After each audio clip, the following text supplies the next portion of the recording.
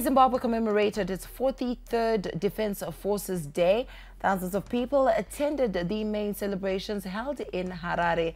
More from the following report. Traditionally, the role of defense forces was to guard against menaces such as war.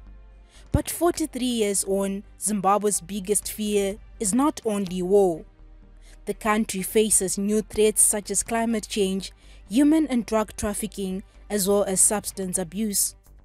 Defense Minister Opam Chinguri says the Zimbabwe Defense Forces are adapting to such new roles.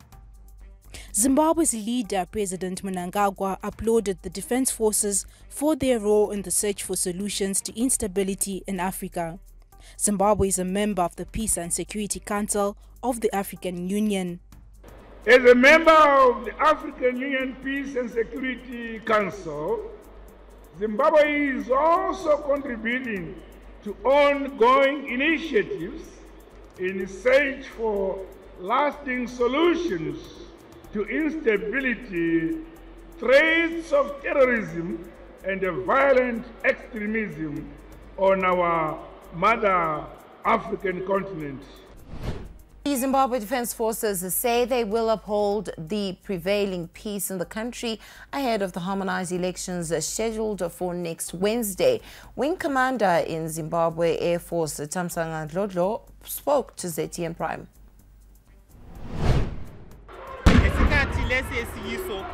Thina singababutho eZimbabwe siyaqhubekela phambili sivikela isizekwane seZimbabwe siletha ukuthula eZimbabwe. Ngikhuthaza abantu bonke ukuthi asihlaleni silokuthula njalo thina amabutho eZimbabwe siyaqhubeka senza umsebenzi wethu okuletha ukuthula elizweni.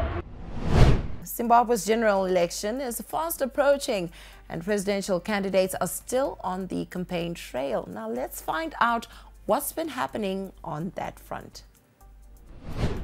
United Zimbabwe Alliance leader Elizabeth Valerio launched her manifesto with a promise to restore peace and end all corruption. The only female presidential candidate recently met the electorate in Sunningdale in Dzivarasekwa.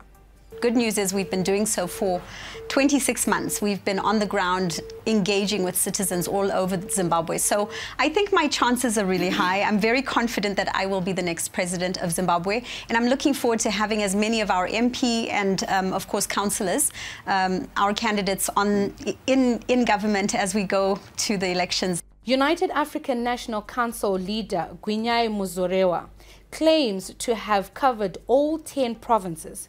He believes in a government that upholds human rights, creates jobs, and revives the economy. I'm vying for 3.6 million only. That will see me into presidency. The ruling party, ZANU-PF campaign, started in Chipinge, and they have been holding several rallies in all provinces. From the videos taken, the rallies have been characterized by massive numbers. Projects done by the government has been the pillar behind the party's campaign. Zimbabwe has been the fastest growing economy in SADC in spite of sanctions. All sectors in agriculture, in mining, construction, manufacturing, tourism, among others, are all growing.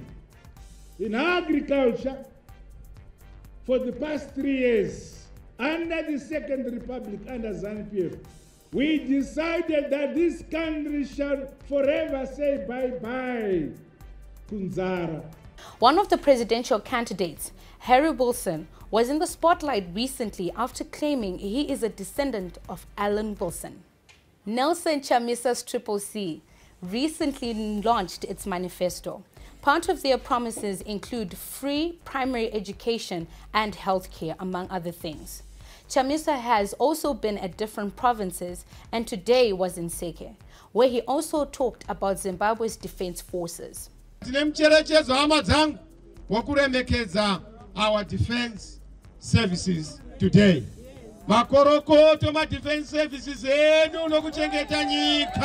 Zimbabwe Coalition for Peace and Development leader Trust Chikora has made economic growth his main focus in his manifesto. Chikora claims to have visited places like Highfields, Gweru, and most of Manicaland province. Zimbabwe are set to tour England for the first time in more than 20 years when they play a one-off four-day test in May 2025. Zimbabwe and England last played each other in a test match in 2003 when England fast bowler James Anderson took 5 for 73 on his debut at Lord's. The last bilateral series took place in 2004 with Kevin Peterson making his England debut at Harare Sports Club. This was before relations between the two countries fell apart after England infamously fortified points in the 2003 World Cup after refusing to travel to Harare to play the Chevrons. Now, the England and Wales Cricket Board, ECB, suspended bilateral agreements with Zimbabwe on government advice in 2005.